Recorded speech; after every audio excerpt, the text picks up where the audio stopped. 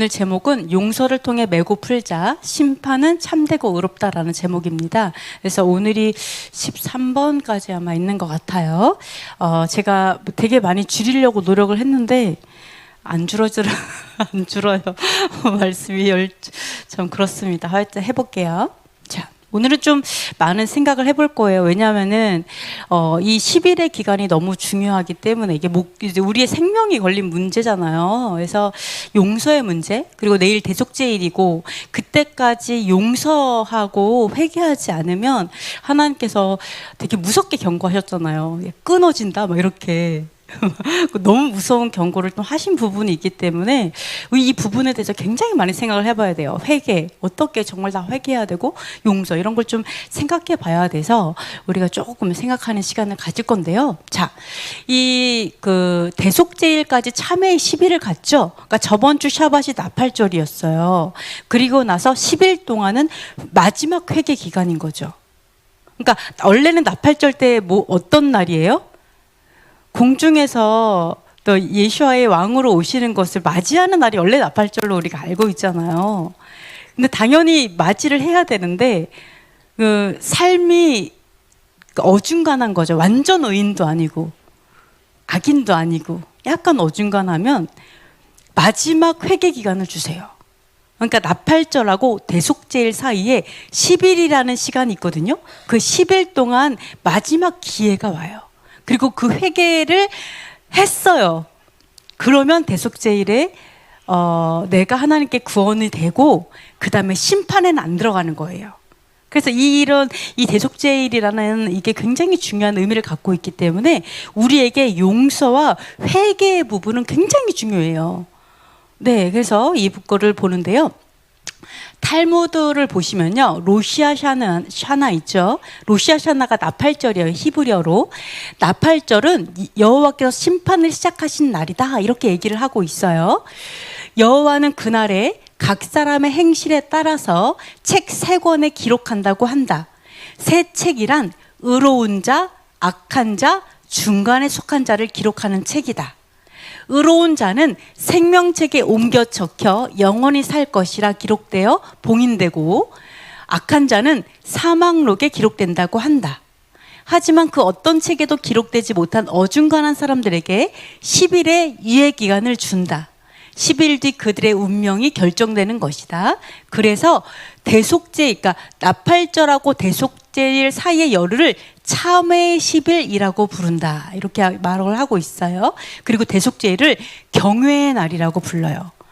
이제 심판이 정말로 본격적으로 시작하는 마지막 날이기 때문에 경외의 날이라고 부릅니다. 그래서 이 기간에 이스라엘은 생명책에 기록되기 위해 본격적으로 참여하며 용서를 구합니다. 그러니까 이거는 나라적으로 또 이제 그 말씀대로 해요. 근데 우리는 이런 생각 하잖아요. 한 번 구원 받으면 영원한 구원 아니야? 근데 이건 성경하고도 위배가 되죠. 왜요? 생명체에서 지워질 수 있다라고 얘기한 부분이 있기 때문에 한 번 구원은 영원한 구원이라고 하는 거는 사람이 만든 교리인 거죠. 잘못된 교리죠. 그러니까 생명책에 하나님께서 계속 절기가 있는 이유가 내가 계속해서 다시 시작하고 다시 노력하고 또 회개하고 내가 또 그날을 기다리고, 이러한 어떤 사이클을 하나님 주셔서 하나님의 나라를 계속 바라보면서 회개하면서 성화되면서 닮아가는 그런 사이클, 인생의 사이클을 주셨잖아요. 그래서 이러한 우리가 생명책에 기록되어서 이 올 한 해가 하나님께 축복된 한 해가 되기 위해서 이러한 것들을 회개하는 것, 회개하지 않으면 안 되는 이러한 것들을 절기가 갖고 있어요. 그러니까 우리는 회개해야 돼, 이렇게는 가르치는데 이날 회개 안 하면 안 돼, 이런 건 말이 없잖아요. 그러니까 여기가 원래는 40일입니다. 40일. 그러니까 우리가 말하는 사순절, 이거는 사실 이교도의 문화잖아요. 그래서 단무스를 위해 울었던, 거기서 사순절이 나왔는데, 여기서 말하는 40일은 나팔절 전에 30일 플러스 나팔절에서 대속죄일까지 10일 해서 회개 기간 41일을 갖고 있어요. 그래서 40일 동안 계속 회개하는 그 시간을 계속 갖다가 그래도 회개가 안 됐을 때 이 참회의 10일 마지막 기회가 있는 거예요. 네, 이렇게 가고 있습니다. 그래서 이런 것들을 볼 수가 있는데요. 이번에 보면 이 기간에 지켜야 될 전통이 있어요. 계명과 전통이 있어요. 자, 첫 번째 어떤 전통이냐면 새해에는 나 자신을 어떻게 발전시킬 수 있을까를 묵상을 합니다. 네. 어떻게 보면은 하나님께서 새해를 딱 주셨잖아요. 그럼 내가 회개했잖아요. 이거 새로운 시작을 하잖아요. 그럼 그때는 목표를 정하는 거예요. 아, 나는 이 올 한 해가 올 한 해에 내가 어떻게 하나님께 영광을 돌릴 거야. 내가 어떠한 사람으로 내가 나 스스로를 발전시킬 거야. 이러한 것들을 해요. 되게 신기하게 해서 매일매일 일정한 시간을 따로 정해 놓습니다. 일정한 시간을 나의 하나님 안에서의 내 꿈을 어떻게 실현시킬 수 있을지를 고민하고 그것을 위해서 따로 시간을 떼요. 그래서 우리 레올람에서 어떠한 것을 하려고 하냐면 이게 나팔절, 이 가을절기 하는 거잖아요. 그래서 본격적인 시작은 대성회 때부터 가을절기 딱 끝나면 그때 완전히 5, 7, 8, 4년의 시작이거든요. 그래서 대성회 때 다다음 주에는 여러분이 A4 용지나 편지지도 괜찮아요. 거기에다가 나 5, 7, 8, 4년의 내 목표, 그리고 내가 이걸 어떻게 실현시킬 건지 그 계획, 목표가 꼭 하나일 필요 없어요. 최소한 3개. 3개의 꿈, 그 다음에 내가 어떻게 현실적으로 이룰지에 대해서 다 적어갖고 오셔가지고 봉인해 갖고 오세요.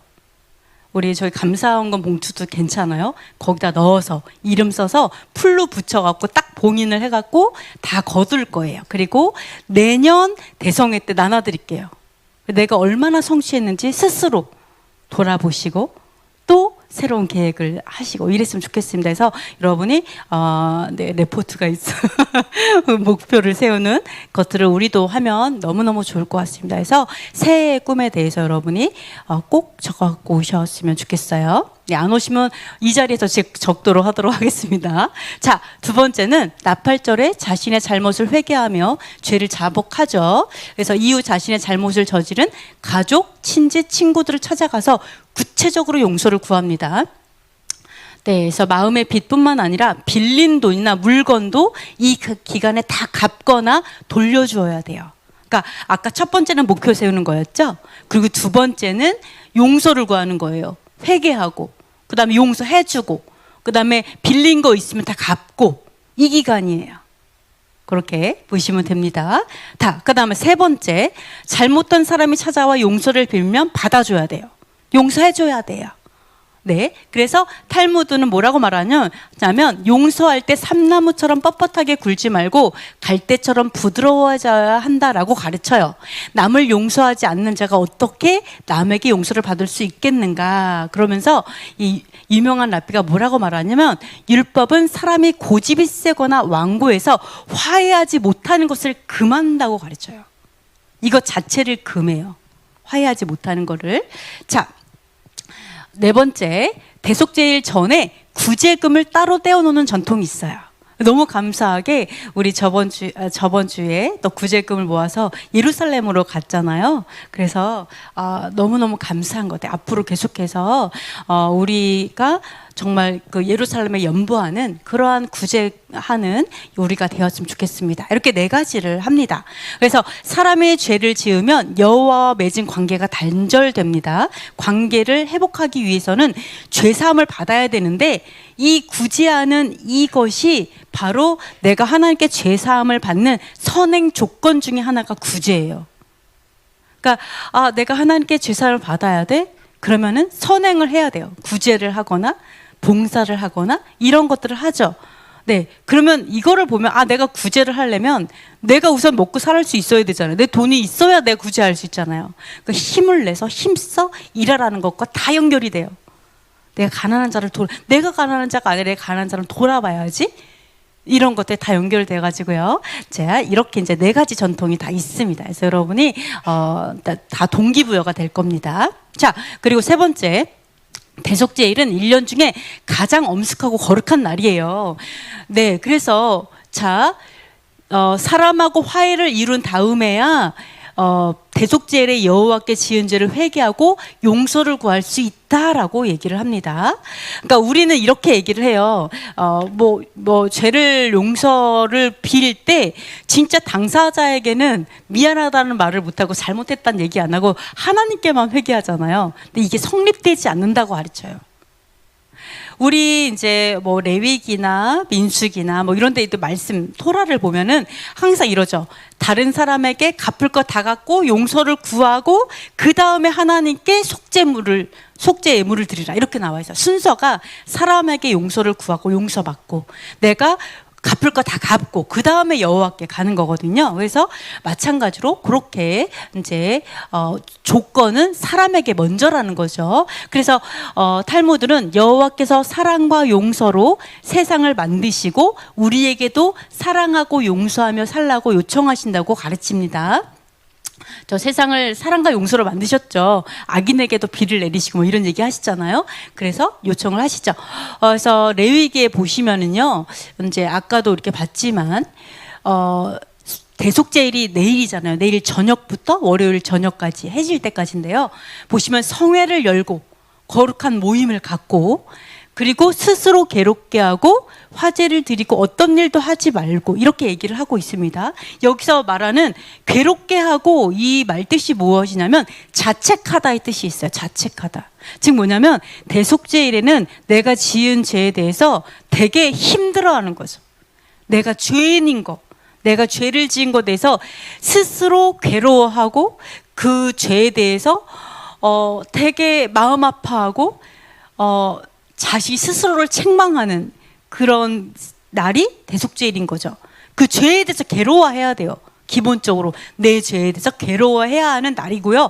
일을 하지 말라라고 얘기하고 있어. 즉 뭐냐면 일을 하는 게 아니라 그날은 온전히 하나님께 드리라는 거죠. 그 날을 드리라는 거죠. 예배를 드리라는 게 아니라 성회를 열고 우리는 이렇게 생각을 해요. 샤밧을 한다 그러면 샤밧에 예배를 드리면 내 할 일을 다 했다 생각해요. 근데 하나님 그게 아니고 성회를 열고 일하지 말고 그죠? 거룩하게 지키라 이 자체는 뭐예요? 하루를 하나님께 드리라 이렇게 가는 거잖아요. 마찬가지로 대속죄일도 이렇게 말씀을 하고 있습니다. 그래서 우리나라는 직장을 다니는 한은 월요일 날 쉴 수가 없잖아요. 그죠? 그래서 그런 안타까움이 있어요. 그래서 사업을 할 수도 없고 네, 우리가 정말 기도해야 돼요. 그래서 나라가 문화가 하나님의 나라의 문화로 바뀌는 게 중요해요. 이스라엘은 이스라엘 나라가 그렇게 사니까 말씀을 지키기가 쉽죠. 근데 우리나라는 그렇게 살지 않잖아요. 그래서 문화가 바뀌는 게 되게 중요한 거예요. 그렇게 사는 사람이 많아지면 많아질수록 문화가 바뀌거든요. 근데 그런 것들이 우리가 그래서 왜 나라를 위해 기도해야 되고 나라가 순종하기 위해서 우리가 기도해야 되는지를 우리가 좀 알 수가 있습니다. 그래서 자 보시면은 네, 스스로 괴로워하라라고 얘기하죠. 그래서 누구든지 자 어떤 일이라도 하는 자는 자 여기서 보면 내가 죄에 대해서 괴로워하지 않고 오히려 그냥 일을 하는 거죠. 그 일을 하는 거는 일에 내가 마음을 쏟는 거잖아요. 내 죄에 대해서 1년에 동안 지은 죄에 대해서 내가 정말 그날 하루 정한 건데 그것도 내 죄를 괴로워하지 않고 그렇게 일을 하는 이 자체는 백성에서 멸절된다라고 얘기를 하거든요. 이해가 돼요? 이 말이 무슨 의미일까요? 내가 그 하루를 내 죄 때문에 괴로워하지 않으면 백성에서 멸절된다. 이 얘기는 그 말이죠. 너희가 회개하지 않으면 하나님의 백성이 아니야 라는 거죠. 내가 말씀을 따라서 회개하지 않으면 내가 하나님을 떠난 거예요. 하나님의 순종하는 하나님의 백성이 아닌 거죠. 내가 누군가 다른 사람한테 다른 어둠에게 순종하는 거죠. 그러니까 여기서 너가 그날 이랬기 때문에 멸절 이 말이 아니라 내가 그날 회개하지 않기 때문에 하나님의 백성이 되지 못하는 걸 얘기하는 거예요. 그러니까 회개의 중요성을 얘기하는 거예요. 그날 하루는 하나님이 내가 정했는데 다른 날은 몰라도 그날은 반드시 근데 제가 평소에 항상 회개해서 굳이 그날 회개 안 해도 되는데요. 솔직히 그런 사람 있어요? 이 세상에? 내가 회개 다 해야겠고 털을 게 하나도 없어요. 먼지도 안 나와. 이런 사람 있어요? 아무도 없어요. 내가 아무리 맨날 회개해야 한다 해도 하나님께서 정하신 이날만은 네가 정말 회개해. 온 나라가 회개해. 이건 내 죄가 아니라도 백성의 죄를 위해서도 내가 그날은 진짜 울면서 회개한 날이잖아요. 그래서 이거는 뭐를 알 수가 있냐면, 회개가 없으면 내가 하나님의 백성이 되지 않고 유업이 없구나를 알 수 있는 거죠. 회개하지 않으면. 이런 것들을, 회개가 얼마나 중요한지 하나님께서 강조한 거다. 이것들을 우리가 볼 수가 있습니다. 자, 그래서 이스라엘은 1년 중에 가장 엄수가 거룩한 날이다라고 칭하죠. 그래서 모든 방송이 중단되고 차량도 이제 사라지고 이러한 날입니다. 자, 그러면 네 번째 보면요, 그 용서하면 용서를 받는다 이렇게 얘기를 합니다. 그러니까 우리가 회개하는 것과, 우리가 회개를 하는 이유는 뭐예요? 하나님 용서해 주세요 해서 회개하는 거잖아요. 그죠? 그런데 이 용서의 부분이 회개의 부분이랑 같이 이제 부각이 되고 되게 중요한데, 이 용서에 대해서 예수님께서 가르쳐 주셨어요. 어떻게 용서받는지에 대해서. 우리가 하나님께 회개하는 건 하나님께 용서받기 위해서 하는 거잖아요. 그럼 내가 하나님께 무조건 하나님 저 잘못했어요 그럼 용서해 주실까요? 하나님 저 정말 잘못했어요. 저의 죄를 용서해 주세요. 진짜 제가 바보 같았어요. 전 쓰레기인가 봐요. 말하면서 저 용서해 주세요. 이러면 용서해 주실까요? 아닐까요? 그러니까 이 용서 받는 부분은요, 용서해 주는 사람 마음이잖아요. 아니에요? 여러분, 나 용서해 줘. 용서 안 해. 용서 안 해서 더 화가 나. 막 이러면서 내가 용서해달라고 왜 안 해줘? 이렇게 할 수 없잖아요. 그러니까 진짜 용서해주는 사람은 용서를 비는 사람이 아니라 해주는 사람 마음이거든요. 그래서 어떻게 용서받는지 알아야 돼요. 그렇죠? 그거를 예수님께서 말씀해 주셨어요. 어떻게 용서받냐면 이거 얘기하셨어요. 자, 이렇게 기도하라고 얘기하면서 뭐라고 하냐면, 우리에게 죄 지은 자를 사여 준 것 같이 우리 죄를 사여 달라고 기도하래요. 그러니까 하나님 저 죄를 용서해 주세요 이렇게 기도하는 게 아니고, 하나님 제가 얘 죄를 용서해 줬잖아요. 그러니까 저도 용서해 주세요 이렇게 기도하래요. 내가 제가 나한테 죄 졌어요. 제가 나한테 잘못했거든요. 근데 제가 용서해 줬어요. 그러니까 저도 용서해 주세요. 이게 용서예요. 여러분이 옆 사람이 너무 중요한 게 보여요? 좀 잘못해 줘야 돼. 그래 내가 용서를 하고 용서를 받아요. 그러니까 내 이웃을 내 몸과 같이 사랑하라는 게 여기서 나와요. 내가 내 이웃이 내 몸처럼 사랑이 안 되고 내가 내 이웃을 용서하지 못하면요, 하나님 용서 안 해준다니까요. 그냥 내가 이웃에게 한 그대로 하나님 해주세요. 너무 쉽죠? 네, 너무 쉬워요. 내가 용서받고 싶으면 용서하면 돼요. 내가 불쌍히 여김을 받고 싶으면 맨날 울고 하나님 이럴 필요 없어요. 내가 이웃을 불쌍히 여기면 돼요. 그럼 하나님 날 불쌍히 여겨요. 네. 그런데 어떻게 보면 너무너무 쉬운데 또 어떻게 보면 너무 어렵죠. 용서받기가. 하나님 저는 내 마음이 너무 강팍해요. 나 아무리 봐도 저는 용서를 할 수가 없어요. 저는 정말 미워요. 막 이래요. 이럴 땐 그래서 죽어야 되는 거죠. 우리 죄성이 죽어야 되는 거죠. 네, 십자가에 넌 못 박혔어. 너의 죄성 못 박혔어. 나는 나의 죄성은 죽고 나의 완고한 나는 죽고 예수와로 살아가야 되는 게, 맨날 노력해야 되는 게, 매해 노력하라고 하잖아요. 하나님께서 이 기회를 매해 주셨잖아요. 얼마나 좋아요. 한 번만의 기회를 준 게 아니라 매해 회개해. 안 돼, 여기까지밖에 안 돼요 하나님. 그럼 또 계속 노력할 수 있는, 그게 바로 용서거든요. 그래서 자, 사람을 용서하면 용서를 받습니다. 근데 용서를 하지 않으면 용서를 받지 못해요. 이거에 대해서 하나님께서 어떻게 용서를 받는지에 대해서, 어떻게 긍휼히 여기는 데서 말씀하셨다라는 것을 볼 수가 있습니다. 자, 그러면은요, 자, 5번째 보시면요, 우리에게 메고 푸는 권세가 있습니다. 자, 만약에 우리 형제 중에서 용서가 얼마나 중요하냐면 여러분이 이것으로 사람들을 매거나 풀 수가 있어요. 이 용서라는 부분이. 자, 보시면요. 형제가 죄를 범했어요. 그러면 개인적으로 가서 얘기를 해요. 너 그러면 안 돼. 너 그러면 진짜 큰일 나. 너 그거는 진짜 아니야. 하나님 기뻐하시는 게 아니야. 너 잘못하는 거야. 라고 얘기해요. 근데 그 형제가 그 권고를 듣지 않아요. 들으면 그 형제는 나의 아주 베스트 프렌드가 되겠죠. 엄청 내 사람이 되겠죠. 근데 듣지 않는다면 교회 공동체에 말을 하죠. 그래서 교회 공동체에서 그래서 공동체가 가가지고 그러면 안 된다라고 권고를 해요. 근데 그 사람이 그 권고를 듣지 않으면 그러면은 뭐 같이 여기래요? 네, 이방인과 세례와 같이 여기래요. 이게 무슨 뜻일까요?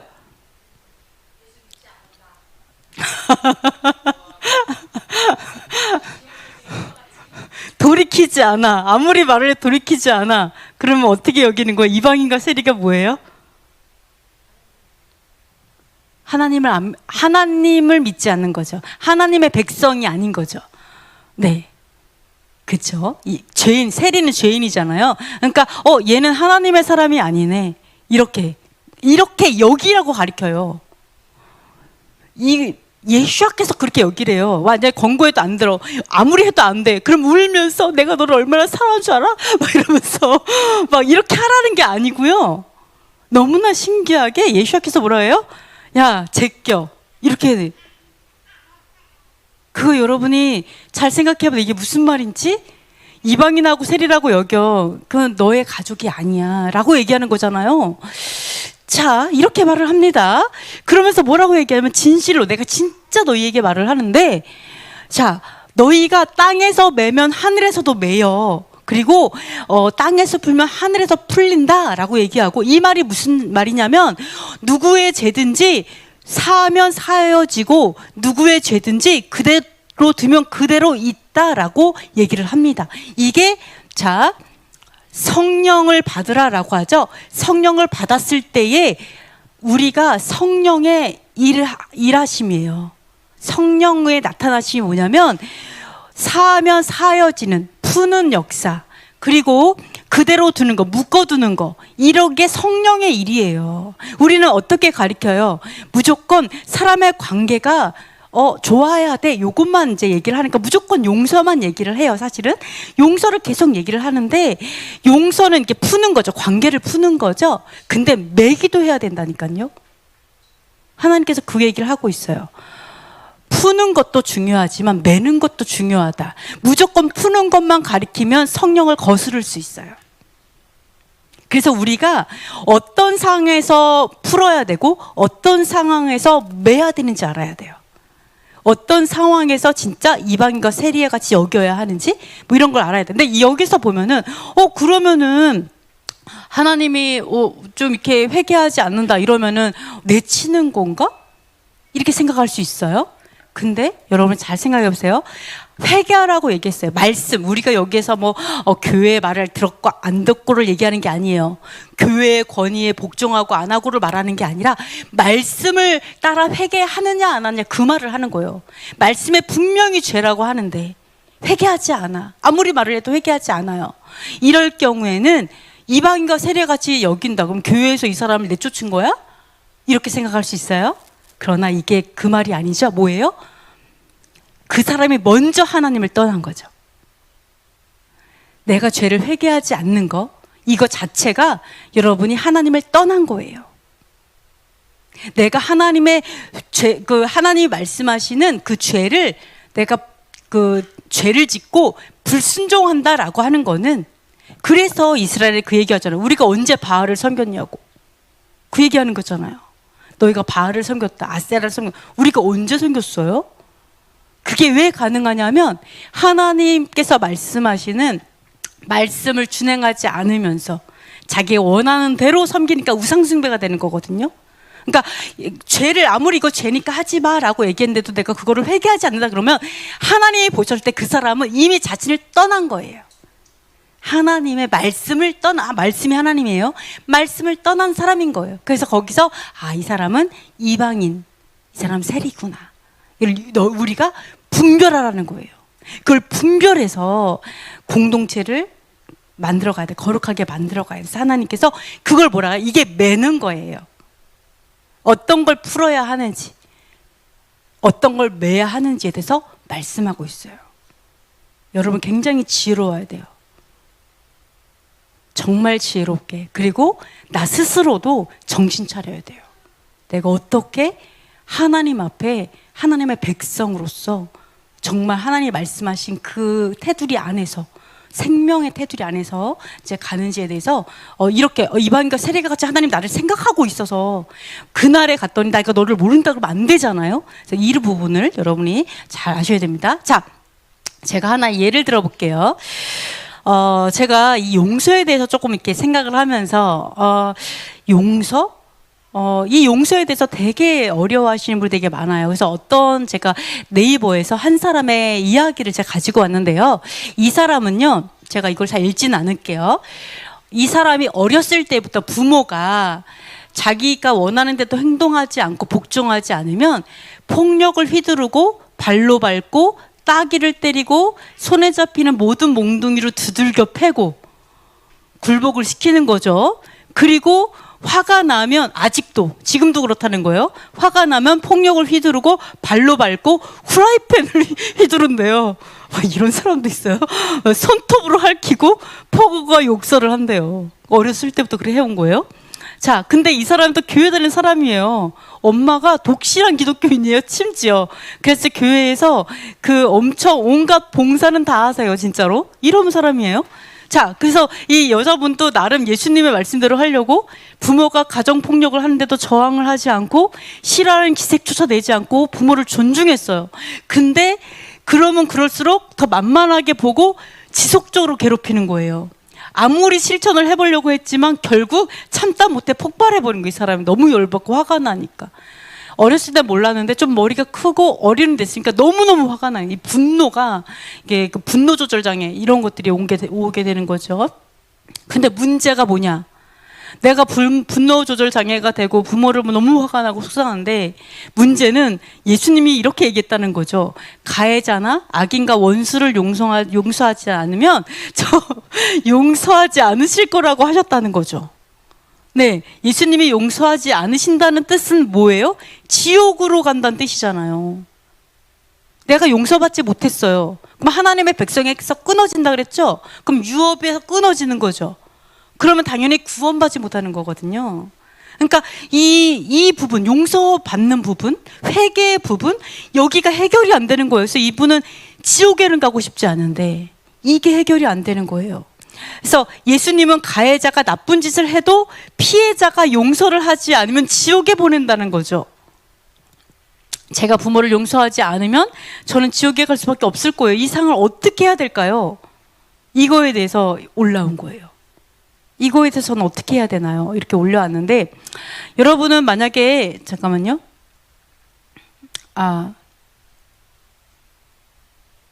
자, 그리고 이 사람이 이제 여기에 대해서 너무너무 괴로워하고 있으면서 부모한테 얘기를 했어요. 자, 어렸을 때부터 아동학대하고 가정폭력을 한 거에 대해서 회개했냐? 라고 물어보니까 부모가 이러는 거예요. 하나님에게 수도 없이 많이 했다. 회개를 많이 했다라고 얘기를 하면서, 근데 하나님에게는 회개를 했는데 해당 피해자인 자기애는 진심 어린 사과를 한 번도 안 한 거죠. 그리고 사과를 좀 받고 용서를 좀 해보려고 진심으로 회개하고 뉘우치면, 그리고 자기에게 용서를 구하면 언제든지 용서할 생각이었죠. 하지만 부모가 어떠냐면은 아동학대와 가정폭력은 다 이 사람이 잘못을 저질러서 그 원인으로 나타난 거라서 정당한 폭력이었고 정당한 행동이었다라고 얘기를 한다는 거예요. 자, 그래서 오히려 못난 아이를 낳아서 자신들이 피해를 본다고 신세한탄하고 있는 그런 상황이죠. 근데 이 사람은 이게 너무 힘든 거예요. 그러니까 부모에게 너무나 이제 그러한 상처와 막 이런 걸 받다 보니까 결국은 이게 너무 신기하게 집에서 그렇게 멸시를 받고 매를 맞잖아요. 그럼 학교를 가면 학교에서도 그래요. 귀신같이 알아요. 얘가 이런 애인지. 그럼 학교에서도 왕따 당해요. 그럼 학교에서도 왕따 당하고 집에서도 이제 그런 상황이죠. 그러면 이 상황을 부모한테 말하면 어떻게 해요? 네 잘못이라고 나오죠. 나중에는 공황장애 오죠? 그럼 뭐라고 해요? 정신병자 취급하죠. 근데 이런 것들이 악순환을 되거든요. 그러면 여기에서 이 사람이 어떻게 해야 되냐는 거예요. 나는 지금까지 너무 괴롭고 너무 힘들고 너무나 끔찍한 그런 삶을 살았는데 하나님은 용서하라고 얘기하고 용서하지 않으면 지옥 보낸다고 한다. 이거 어떻게 해야 되냐? 내가 어떻게 용서해야 되냐? 그리고 용서가 할 수가 있는 거냐라고 물어봐요. 그럼 여러분 뭐라고 얘기하시겠어요?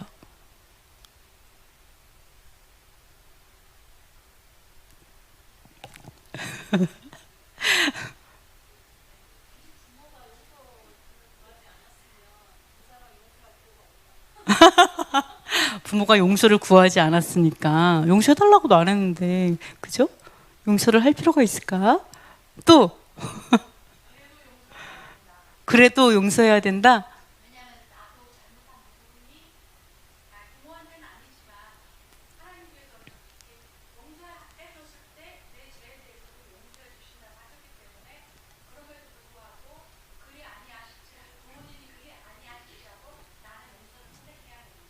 네. 그래요? 그러면 그 사람이 용서를 받을까요? 하나님께 용서받을 수 있을까요? 그 사람이? 내가 용서를 해줬어. 그럼 그 사람이 용서를 받을까요? 아니, 용서를 얘기하는 거, 대가를 말하는 게 아니고. 네? 용서 못 받을 것 같아요. 네, 그 사람 용서를 해도 그 사람 용서를 못 받을 것 같아요. 네. 어떻게 생각? 네. 네. 아, 그렇죠. 용서 안 되죠. 네. 그렇죠.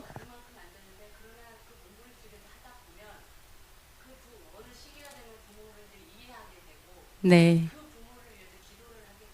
네. 네. 아, 그래서 네.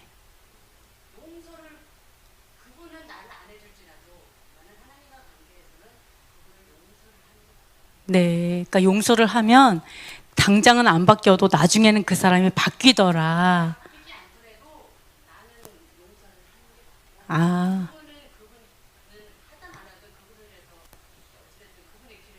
그렇죠. 그럼 내가 만약에 용서를 했어요. 근데 그분은 용서를 받을까요, 그러면? 그러니까 용서를 받을까요? 아, 그렇죠. 사람에 따라 다르네요. 그 용서를 받는 사람도 있고 못 받는 사람도 있다. 오, 아, 그러시군요. 네, 아, 할렐루야. 또 다른 분 또 있으신가요? 자, 맞습니다. 이거 거의 다 나왔어요.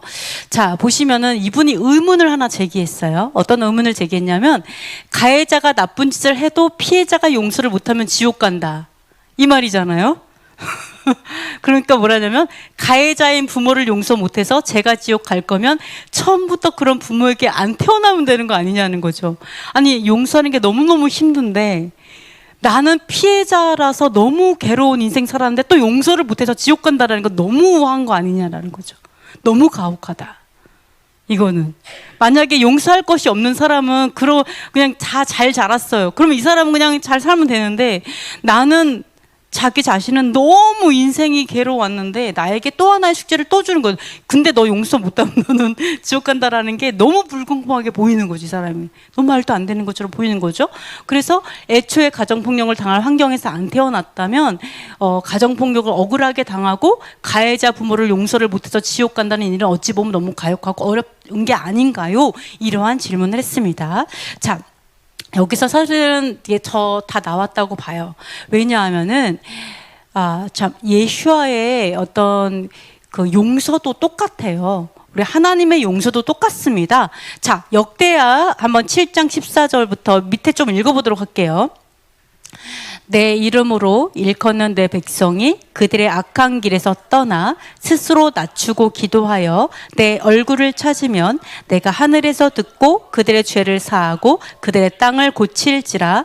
그러나 너희가 만일 돌아서서 내가 너희 앞에 둔 내 율례와 명령을 버리고 가서 다른 신들을 섬겨 그들을 경배하면 내가 너희에게 준 땅에서 그 뿌리를 뽑아내고 내 이름을 위하여 거룩하게 한 이 성전을 내 앞에서 버려 모든 민족 중에 속담거리와 이야기거리가 되게 하리니 또 누구든지 나를 믿는 이 작은 자들 중 하나라도 실족하게 하면 차라리 연자맷돌이 그 목에 매어 바다에 던져지는 것이 나으니라.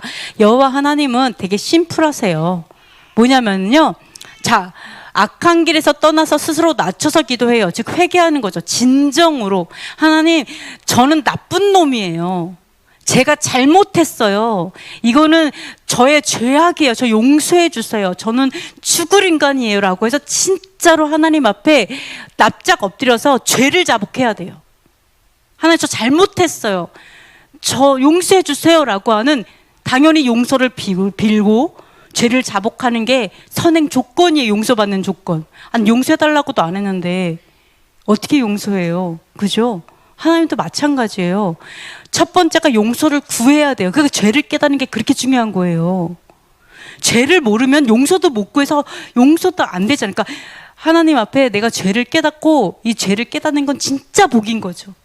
하나님, 내가 죄를 알게 하는 거 완전 축복인 거죠. 그래서 내가 그걸 죄를 깨닫고 회개했어요. 그럴 때 하나님께서 그 땅을 고칠 거고, 그 다음에 죄를 용서하겠다라고 분명하게 나오죠. 그렇지만 하나님을 떠나서 하나님의 말씀을 준행하지 않고 내가 불순종하고 용서를 구하지도 않고 회개하지도 않고 이런 경우에는 뭐라 그래요? 뿌리를 뽑겠다 얘기하잖아요. 네, 자, 우리가 하나님의 성품으로 살아야 돼요. 이 땅에서는. 여러분이 피해자에게 용서를 강요하진 마세요. 그건 말도 안 되는 거예요. 아무리 피해자가 용서해도요, 용서가 되지 않아요. 그 사람 용서 못 받아요, 어차피. 왜? 회개하지 않아서. 진짜로 돌이켜야지 용서가 성립이 됩니다. 왜요? 자, 이것도 보세요. 예수께서 우리의 죄를 위해 죽으셨어요? 우리가 회개 안 해도 그 피가 나를 구원시킬까요? 똑같아요. 아까 말씀하신 것처럼 내가 아직도 죄인인 그분들을 위해 죽을 수 있어요. 내가 그들을 목숨 걸어서 사랑할 수 있어. 그냥 사랑하기로 선택했어. 내가 그냥 다 용납하고 그럴 수 있지. 그 사람도 사실은 어떻게 보면 피해자예요. 어떻게 보면 이 사람들도 이렇게 할 수 있어요. 그리고 아까도 뭐 용서한다. 그래, 용서할 수 있어요. 근데 그 용서가 진짜 받아들여져 갖고 이 사람 용서 받는 거는 그 사람이 완전 돌이키고 회개해야 용서가 되는 거죠. 네, 그래서 자, 이 분이 말하는 것처럼, 아니 내가 그러면 용서할 필요 없어요. 용서 구하지 않았잖아요. 언제 한 번도 하나님께서 너희가 나에게 회개하지 않았는데 내가 너 용서할게 라고 하지 없어요. 회개해, 그럼 네가 용서할게. 언제든지 돌아와, 그럼 내가 너를 회복해 줄게. 이거였잖아요. 그래서 여러분이 무조건 용서하는 뭐 이런 게 아니라 오히려 사랑하는 게 맞아요. 용서는 여러분의 어떻게 보면은 그 사람이 용서를 구해야 되고 그 사람이 깨달아야 되고 이런 부분들이 있어요. 그러니까 용서하려고 발버둥 치지 마세요. 저는 그러지 않았으면 좋겠어요. 용서하려고 발버둥 치는 게 아니라 사랑하려고. 용서는 그 사람이 깨닫고 그 사람이 용서를 구하고 그 사람이 돌이켜야지 용서가 성립이 돼요. 용서가. 예수께서 죽으셨어요. 내가 죄를 졌어. 근데도 뭐라 그래요? 용서했어요? 아니요. 내가 죄를 졌어요. 근데도 나를 사랑하고 있잖아요. 그래서 기다리시잖아요. 돌이킬 때까지. 그거예요. 내가 죄를 졌는데도 불구하고 나를 사랑하면서 끝까지 돌이키기 원하시고, 너가 돌아오면 언제든지 받아줄게. 이게 아버지 마음이잖아요. 이거 우리도 똑같아요. 부모가 나한테 너무 잘못했어요? 근데 사랑하기를 결단하는 거예요. 그냥 사랑해요. 그러나 용서는 다른 문제예요. 용서는 돌이켜야만 가능한 문제예요. 그래서 너 용서하지 않으면 지옥 가, 이게 그거랑 아니라니까요. 그래서 나한테 너무나 가해서 나를 죽이려고 했던 사람을 하지 않으면 지옥 간다, 이게 아니에요. 용서를 구했는데 안 하면 문제가 되는 거죠. 진심으로 나한테 용서를 구했는데 내가 용서를 하지 않아요. 계속 끝까지, 이게 나에게 문제가 되죠. 그러나 그러지 않은 상태에서는 그 용서라는 문제에 걸리지 않아요. 오히려 공의에 걸려요. 공의. 어떠한 것이 공의냐? 이 사람이 용서를 하나도 안 구하고 나에게 너무나 가해를 입히고 나를 너무나 괴롭게 하고 나에게 너무나 많이 그 말로 죽이고 여러 가지가 있어요. 그럼 그때부터는 용서의 문제가 아니라 공의의 문제가 와요. 하나님께서 그 공의대로 갚으실 거예요. 그 부분들이 나옵니다. 그래서 저는 이 사람은 어떻게 그럴 수가 있어요? 가해자는 저 사람이 가해자인데 왜 피해자가 용서 못하면 지옥 가요? 이게 말이 돼요? 완전 논센스 아니에요? 뭐 이런 얘기를 하는 거죠. 논센스죠. 말이 안 되는 거예요.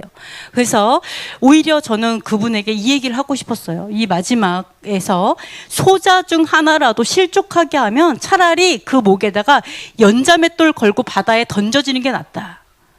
그 부모에게 그 얘기를 하고 싶은 거예요. 소자에게, 어린아이에게 실족하게 했어요. 이 아이가 어떤 사람이, 이 아이가 아니죠. 다 성인이 됐는데 부모는 46년째 교회 다닌 사람이에요. 사람들이 다 천사표예요. 다 존경하고 다 선한 일을 한다고 다 알려져 있어요. 근데 집에만 오면 다른 거예요. 이 사람은 지옥이 무서워서 용서의 부분에 대해서 막 너무 고민하는데 교회를 안 가요. 이해가 안 돼요. 교회 다닌 사람들이. 부모를 보니까. 뭐 실족하게 만드는 거잖아요. 자, 이렇게 소자 중 하나라도 실족하게 하는 사람은 차라리 목에다가 연자맷돌, 이스라엘에서 보신 적 있어요? 연자맷돌 엄청 커요. 이렇게 커요. 엄청 커요. 돌덩이가. 두께도 되게 두껍거든요. 그거 걸고 수장되는 게 낫다, 이렇게 얘기하잖아요. 즉 뭐예요? 사는 것보다 죽는 게 낫다는 거. 왜요? 살다 보니까 그 소자를 실족해 하면서 얼마나 막 이 죄가 얼마나 크겠어요. 차라리 태어나지 않는 게 낫다라고 할 정도로 그 죄는 굉장히 커요. 피해자가 용서 못하면 너 지옥 가, 이 문제가 아니라 가해자는 진짜 큰일 난 거예요. 근데 그 부분에 대해서 경고하고 있잖아요. 그래서 저는 오히려 그 얘기를 하고 있어요. 당신의 문제가 아니라 부모의 문제다, 이거는 하고 싶어요. 물론 우리가 사랑하는 문제, 이거는 정말 죽어야 하죠. 그냥 그래 용서하지 않아도 돼, 그럼 사랑해야 돼? 그것도 어려운데? 그것도 쉽지 않은데? 근데 그 사랑의 문제, 하나님이 미워하는 건 허용하지 않으셨잖아요. 죄는 혐오해야 됩니다. 죄를 혐오하는 거와 그 영혼을 불쌍하게 여기는 건 달라요. 그 영혼을 불쌍하게 여기고 이제 그 부분은 여러분께서 하나님의 공의를 알면 알수록, 아까 연자맷돌을 목에 메고 바다에 던져지는 게 나, 이 얘기를 알았어요. 하나님의 공의를 알았고 하나님께서 모든 걸 그대로 갚으시는 공평하신 하나님이라는 걸 알았어요. 이 땅이 전부가 아니에요. 그러면 어때요? 그 사람을 긍휼히 여길 수 있어요. 이제 그 부분들, 이런 것들이 공의가 회복되면은 이런 문제는 해결될 거로 봅니다. 자, 그래서 오히려 하나님께서는 이렇게 말을 하죠. 눈은 눈으로, 이는 이를 갚아라, 막 이렇게 얘기해요. 약간은 무섭죠. 그래서 한번 읽어보겠습니다. 그러나 다른 해가 있으면 갚되, 생명은 생명으로, 눈은 눈으로, 이는 이로, 손은 손으로, 발은 발로, 된 것은 된 것으로, 상하게 한 것은 상함으로, 때린 것은 때림으로 갚을 지니라, 이렇게 말씀하고 있어요. 그러면은 이게 어떤 의미일까요? 이스라엘에서 정말 이렇게 하나요? 과거에도 이렇게 한 적 있나요? 너 눈 때렸어? 일로 와봐. 재판장에서 눈 정확하게 이렇게 몇 센치 이렇게 딱 때려라, 이런 식으로. 내 이 빠졌어? 너도 정확히 몇 번째 이를 빼뜨릴게, 이러면서 이렇게 한 적 있나요? 이스라엘에서?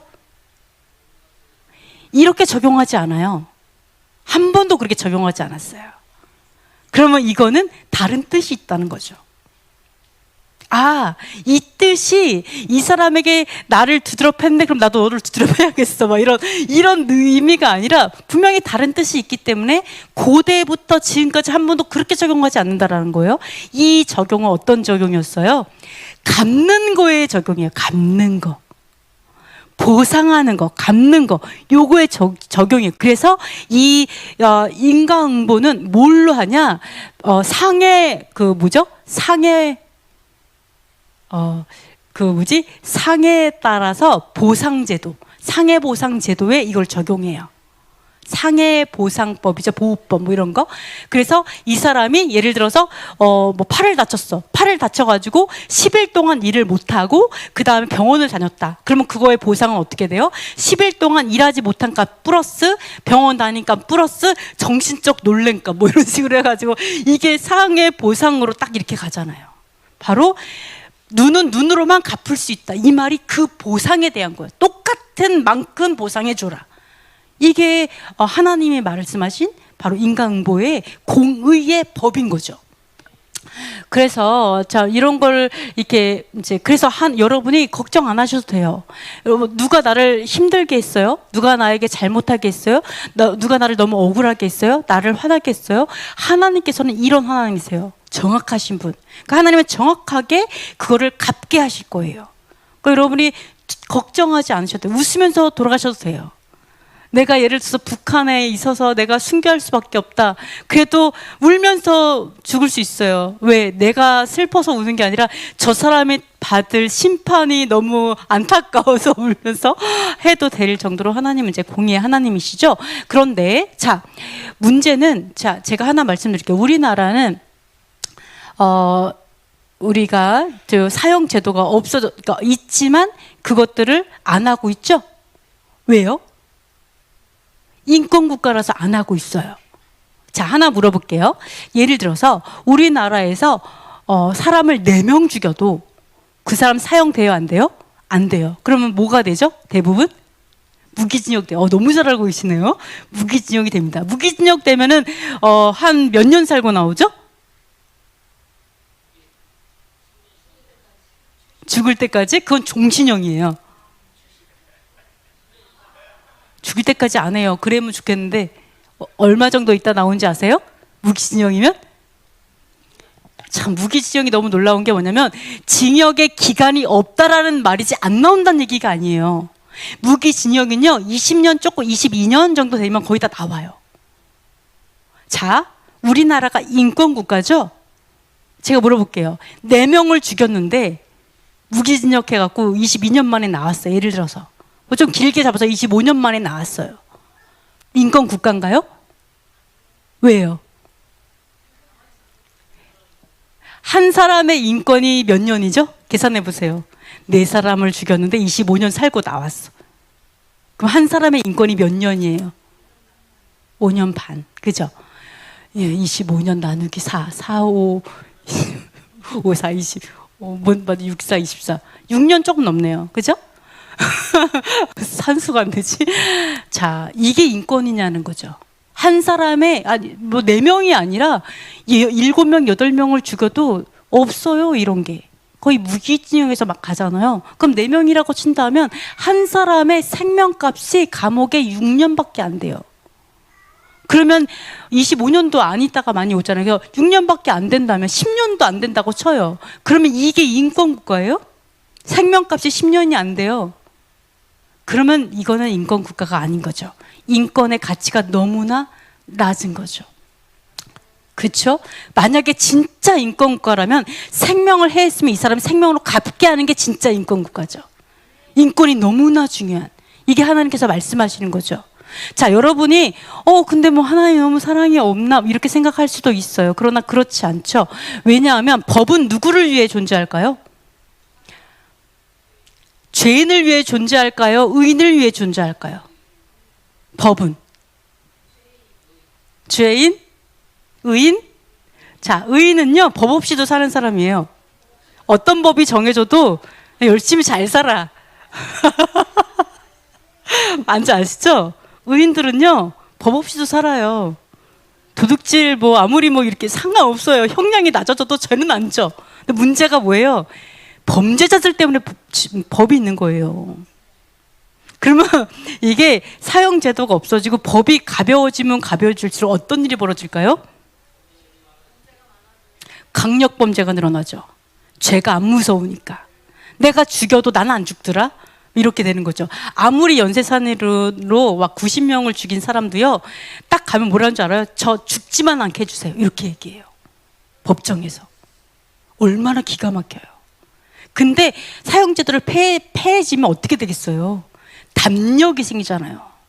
그러니까 법은 어떻게 해서 존재해야 되냐면 죄를 두려워하게 존재해야 되고 죄를 예방하기 위해 존재해야 돼요. 그렇기 때문에 우리는 기도해야 돼요. 하나님, 우리도 이스라엘처럼 우리도 무조건 사형이 없어가 아니라 정말 중요할 때는 사형제도가 다시 부활해서 우리의 인권이 진짜 인권, 그냥 가해자의 인권만 존중하고 피해자가 죽든지 말든지가 아니라 진짜 생명을 귀하게 여기는 나라가 되게 해달라고 이것도 기도해야 돼요. 네. 그래서 하나님 이러한 공의의 하나님이에요. 근데 문제는 뭐냐? 이거를 사형제도가 없어져야 돼요. 누가 누구를 재판한다 그러세요. 다 솜방망이 처벌을 하려고 하는 사람들의 중심에 다 누가 있냐? 기독교인들이 있다라는 거죠. 용서해야 된다고. 공의가 너무 중요해요. 공의는 정말, 용서는 진짜 회개한 사람을 용서하죠? 그러면 진짜 회개한 사람은 어떻게 할까요? 너 만약에 몇 년 살아 이러면 뭐라고 할까요? 진짜 회개한 사람은 받아들이죠. 항소하겠어요? 아니잖아요. 받아들이죠.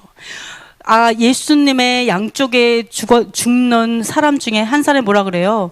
우리는 우리 죄로 인해서 합당한 죄의 대가를 지불하는 거야 라고 얘기하잖아요. 진짜 회개한 사람은요, 당연히 내 죄에 대한 대가를 기꺼이 지불하는 사람이 진짜 회개한 사람이에요. 그렇게 해야 돼요. 지불할 수 있도록 해줘야 돼요, 나라가.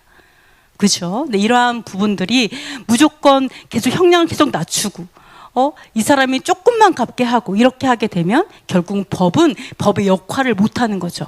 하나님께서 말하시는 그 가치를 내가 무너뜨리고 있어요. 눈은 눈으로, 이는 이로 갚게 하라. 그것이 공의다. 이런 것들을 무너뜨린다라는 거죠. 그래서 여러분께서도 그렇게 하셨으면 좋겠어요. 그래서 우리가 용서를 하는 것과 그리고 내가 그대로 이제 지불하는 거, 요거 조금 분리해서 한다는 걸 기억하시면 되는데요. 자, 그래서 이런 말이 있죠.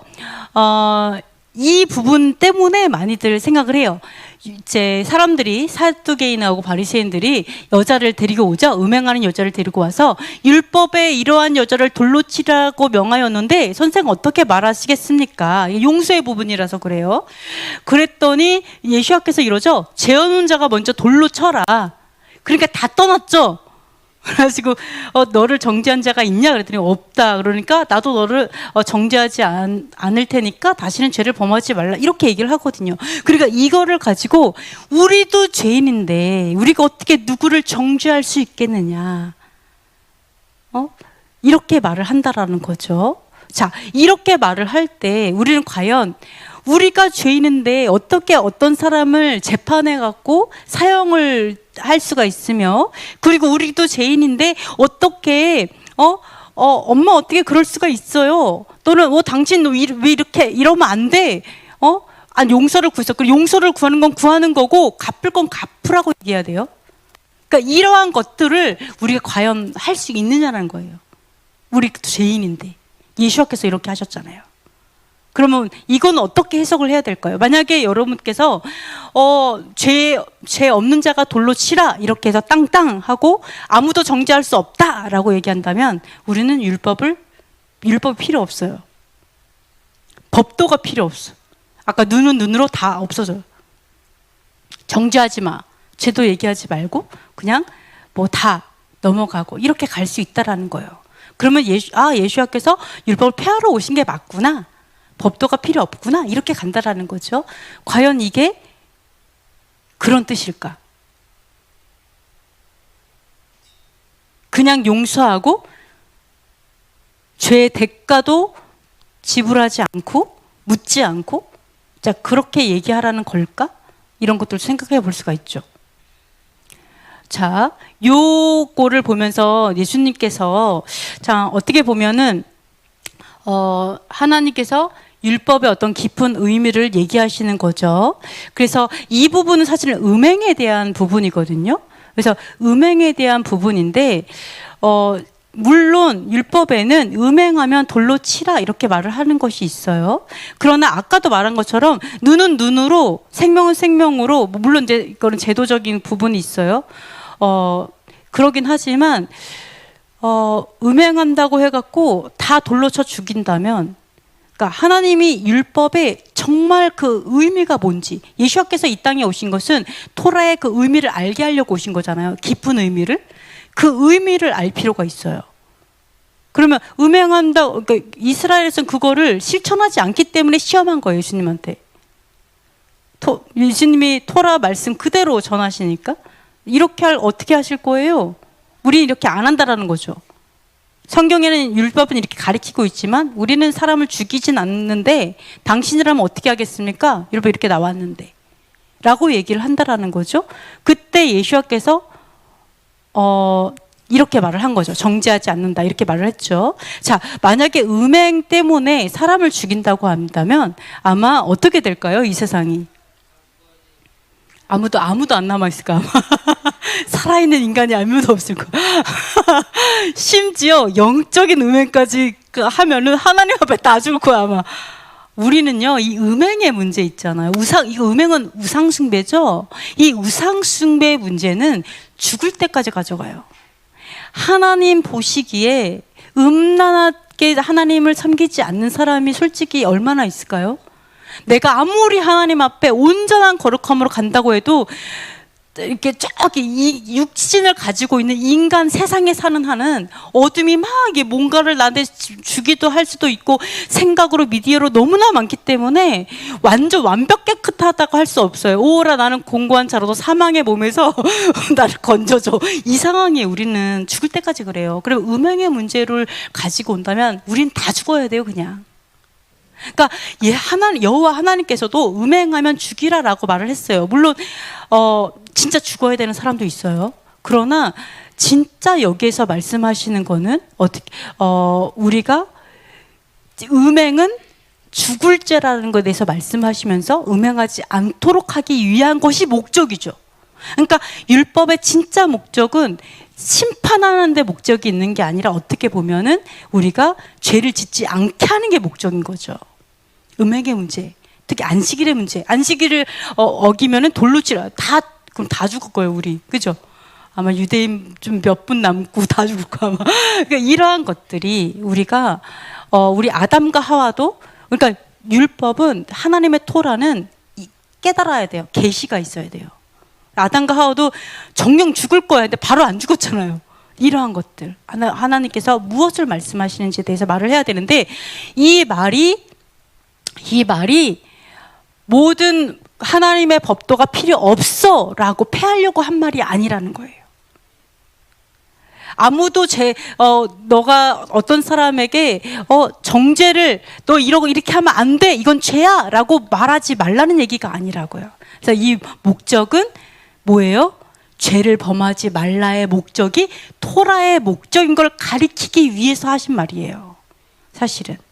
네, 여기서 정죄하지 말라. 정죄는 이거잖아요. 사실은 정죄는 이거 너 죄야. 너 음행하는 거 죄야. 그러니까 죄 짓지 마. 이게 정죄죠.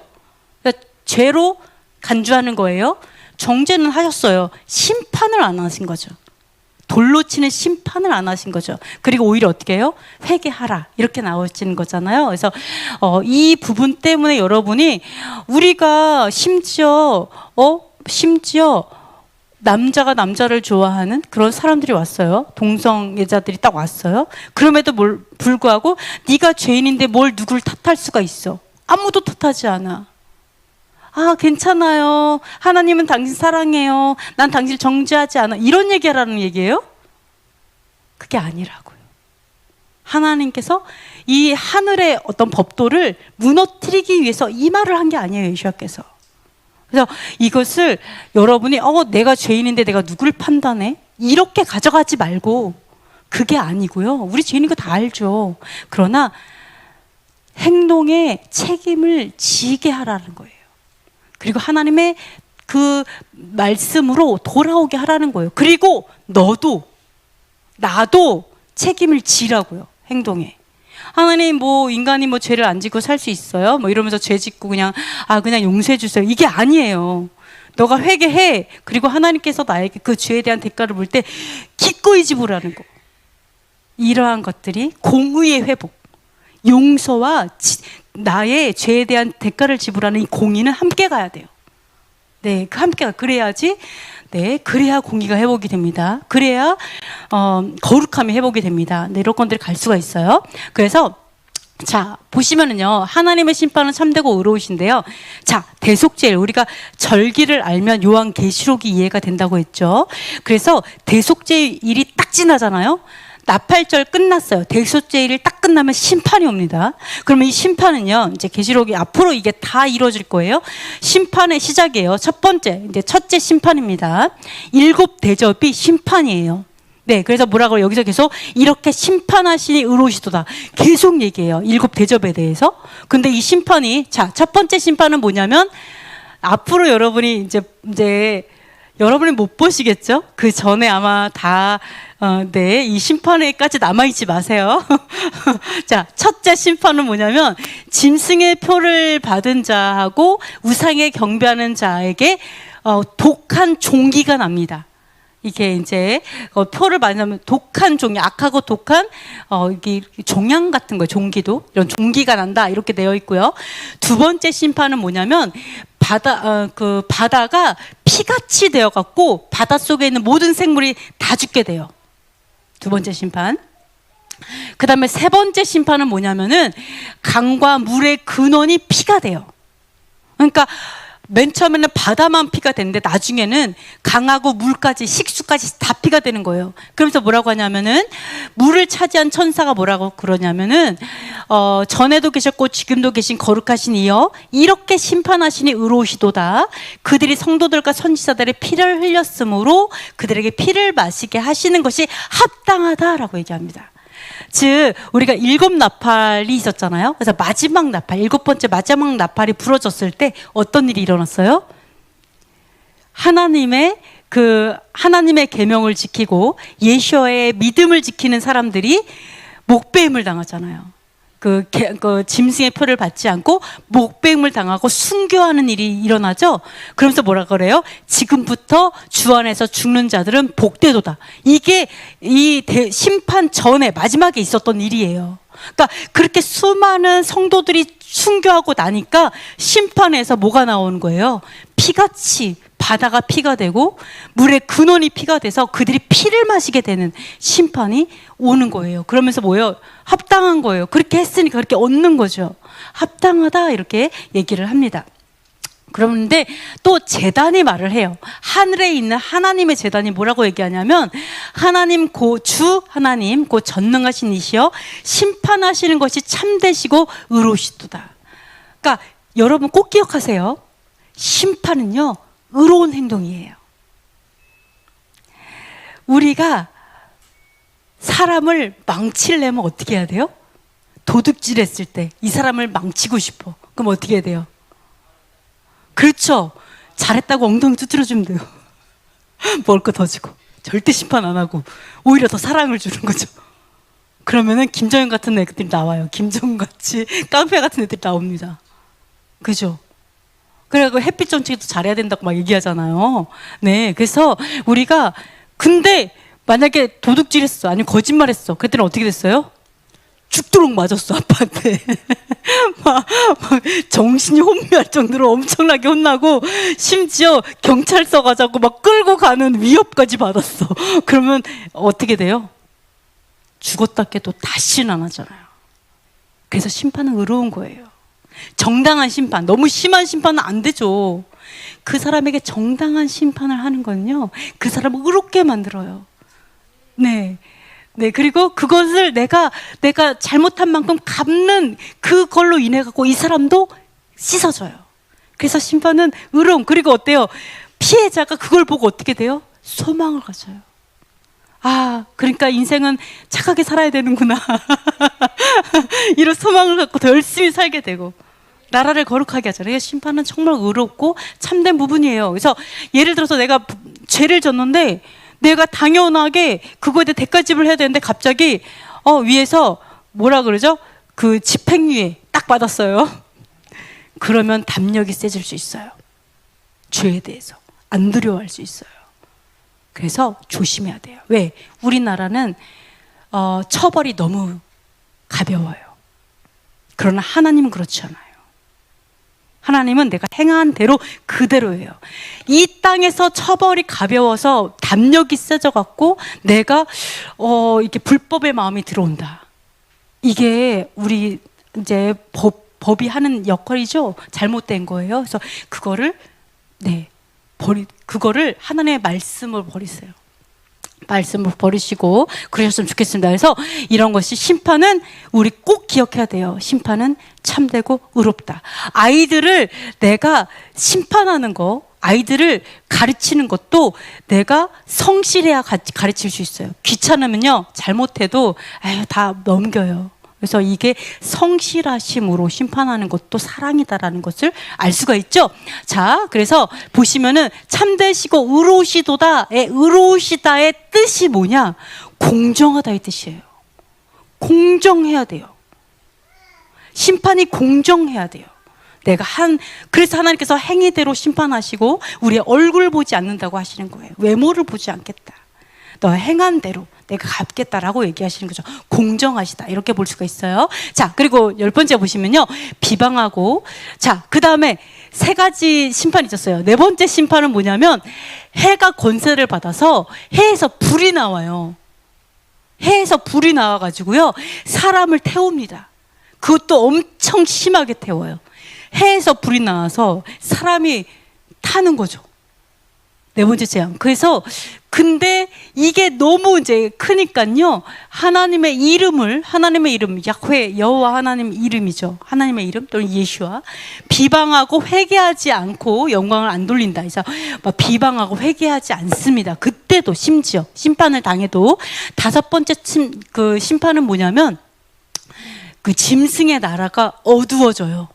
그리고 사람이 너무 아파가지고 혀를 깨물고 죽고 싶어 해요. 너무 아프고 아까 종기 났잖아요. 그걸로 인해서 너무 괴로워서 죽고 싶어 하는데 죽지 못하죠. 그래서 이때도 비방하고 하나님을 비방하고 자기의 행위를 회개하지 않아요. 그러니까 사람들이 이렇게 말해요. 내가 죽기 전에 회개하면 되지. 근데 회개가 절대로 쉽지 않다는 거예요. 이렇게 심판을 당해도 절대 회개하지 않는다니까요. 네, 엄청 안심. 그래서 우리가 회개를 계속 연습해야 돼요. 하나님께서 매해 회개하는 날을 주신 것도 좀 회개를 연습해야 된다. 그래서 6번째 심판에서는 어떻게 되냐면 그 유브라데 강물이 말라갖고 동방에서 오는 왕들, 이스라엘 입장에서 동방에서 왕들이 온대요. 동방이 어디예요? 중앙아시아, 무슬림 쪽이죠. 시리아, 이란, 터키 또는 사우디 아프리카인가요? 아랍 쪽, 하여간 그쪽이 다 동방이잖아요. 거기에서 오게 된다. 왕들이 준비돼서 와서 이제 전쟁을, 아마겟돈 전쟁을 준비하게 됩니다. 이게 6째 천사죠. 자, 그리고 7째 천사는요, 음성이 성전에서 이렇게 나오면서 7째 심판이에요. 마지막 심판. 이때는 어떻게 되냐? 번개가 치고 큰 음성이 들리고 우레소리가 들리고 큰 지진이 일어나는데 지진이 얼마나 큰지, 자, 이 땅이 있어온 이래로 이렇게 큰 지진이 없었대요. 우리 이렇게 지진에 이번에도 되게 많이 사람이 죽었잖아요. 네, 근데도 엄청난 지진이 다가옵니다. 근데 그 지진이요 때문에 큰 성 바벨론이 3개로 찢어져요. 바벨론이라는 이제 성이죠. 이제 하여간 바벨론이요, 교황청이 바벨론이라고 그러잖아요. 요게 3갈래로 찢어집니다. 갈라져요. 그 지진에 의해서. 그러면서 바벨론이 기억하신 바 돼갖고 진노의 포도주 잔을 받았죠. 섬이 없어지고 산악이 없어져요. 그러니까 마지막 심판은 바벨론의 심판이에요. 바벨론의 심판. 바벨론 그 음녀가 심판을 받을 때 이렇게 엄청난 지진에 의해서 산이 이렇게 됩니다. 그리고 우박이 떨어지는데 우박이 그 한 달란트나 되는 큰 우박이에요. 뭐 한 달란트나 한 주먹만 할까요? 이런 것이 막 떨어져가지고 너무나 심한 재앙 때문에 하나님을 비방하는 거죠. 너무 재앙이 커갖고 하나님을 엄청나게 비방합니다. 그만큼 자기가 행위가 엄청 악했기 때문에 그 재앙도 큰 거죠. 근데 문제는 뭐냐면 문제는 이때까지도 하나님의 백성들이 있어요. 여기에 다 있는 게 아니라 어떤 하나님의 백성이냐면 뭐라고 하냐면 큰 음녀가 받을 심판이라. 여기는 안 써 있네요. 네, 자, 요것만 있네요. 그의 이마에 뭐라고 써 있냐면 이 음녀가 비밀이라 큰 바벨론이라 땅의 음녀들과 가증한 것들을 엄이라 그러잖아요. 지금 그거 하고 있죠. 땅에 가증한 음녀가 어떻게 하고 있어요? 음녀들을 모으고 있잖아요. WCC를 통해서. 그죠? 네, 여러 가지 가톨릭의 중심으로 해가지고, 네, 그냥 믿기만 하면 구원이다 해가지고 다 모으고 있잖아요. 거기에 신천지도 들어가 있고, 뭔가 이단들도 다 모여 있잖아요.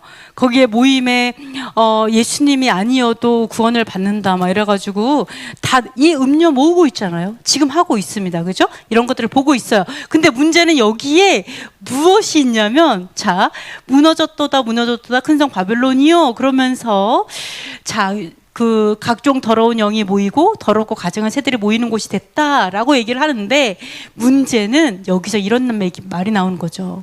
내 백성아 거기서 나와 그의 죄에 참여하지 말고 그가 받을 재앙들을 받지 말라. 이렇게 얘기를 합니다. 자, 우리가 아까 지금부터 죽는 자는 복되다라고 했을 때 이 나팔절 때 마지막 나팔에 불려지고 많은 순교자들이 있죠. 그래서 많은 순교자들이 있고 물론 그때 남은 자들 중에서 또 하나님께 올라가는 사람도 있을 거예요. 그래서 이러한 복된 자들이 있는데 문제는 짐승의 표를 받고 또는 짐승에 경배하고 또는 음란하게 하나님을 섬기는 거죠. 사실 하나님의 백성인 근데도 하나님의 백성이라 그래요. 그러니까 이제 어떻게 보면 양다리 거친 것 같아요. 제가 봐도 음료니까 양다리구나. 그죠? 양다리 걸치고 있는 거죠. 반은 바벨론에 반은 하나님에 이렇게 있는 거죠. 그래서 그때 하나님께서 그 얘기를 하는 거죠. 이 마지막 심판 전에 얘기하는 거죠. 나와라. 그래서 바벨론과 함께 심판받지 마라. 바벨론이 여기서 불의한 일이 하나님께 기억된 바 되었고 하늘에 사무쳤다라고 얘기하는 거죠. 왜? 모든 순교자들의 피가 바벨론에 있었으니까. 그래서 그 하늘의 죄가 사무치고 기억된 바 되었고 행위대로 갑절로 갚아준다. 그러니까 그 죄에 참여하지 말고 빠져나오라고 그러거든요. 그래서 이 마지막 시대에는 우리가 해야 될 게 뭐냐면 바벨론을 분별하고요. 이 WCC나 이런 것처럼 우리가 이 가톨릭에 참여할 때가 아니라 분별하고 빠져나올 때예요. 지금 막 모으고 있는데 우리가 그럴수록 더 빠져나왔고 그들과 구별돼야 되는 때다.